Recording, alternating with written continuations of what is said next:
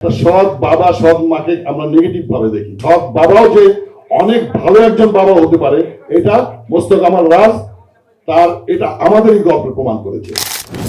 না থাক, কারণ প্রশ্ন উত্তর এটা চলতেই থাকবে যেই পর্যন্ত এই নাটককে বিদ্ধে আরেকটা নাটক জন্ম না নেবে। আমরা আমাদের মতো করে ছোট্ট করে কিছু কথা বলে যাই, সেটাই মনে হয় সবচেয়ে ভালো হয়। প্রথমে আমি অভিনন্দন এবং আমার কৃতজ্ঞতা প্রকাশ করতে চাই এই নাটকের পরিচালক মোস্তফা কামাল রাজের প্রতি, কারণ এরকম একটা নাটকে এমন একটা ক্যারেক্টার দেওয়ার জন্য।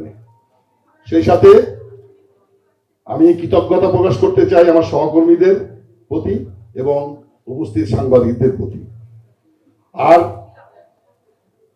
একজন সহকর্মীকে আমরা ভীষণভাবে মিস করছি, সে এখানে উপস্থিত নাই।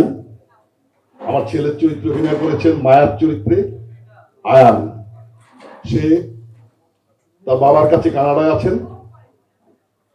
আজকে ও থাকলে আরো বেশি ভালো লাগতো। আমরা তাকে ভীষণভাবে মিস করছি। আয়ান, তুমি যেখানেই থাকো ভালো থাকো, সুন্দর থাকো, আবার ফিরে এসো, আমরা একসাথে আবার কাজ করব। আর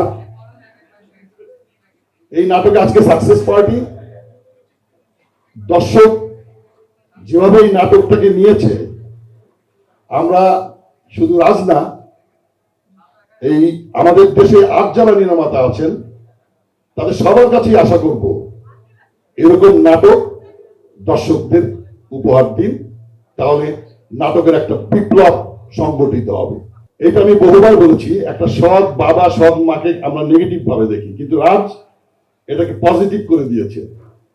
সৎ বাবা মানেই যে খারাপ, এটা ভুল ধারণা থেকে একেবারেই আলাদা করে দিয়েছে। সৎ বাবাও যে অনেক ভালো একজন বাবা হতে পারে এটা মোস্তফা কামাল রাজ তার এটা আমাদেরই গল্প প্রমাণ করেছে। ধন্যবাদ।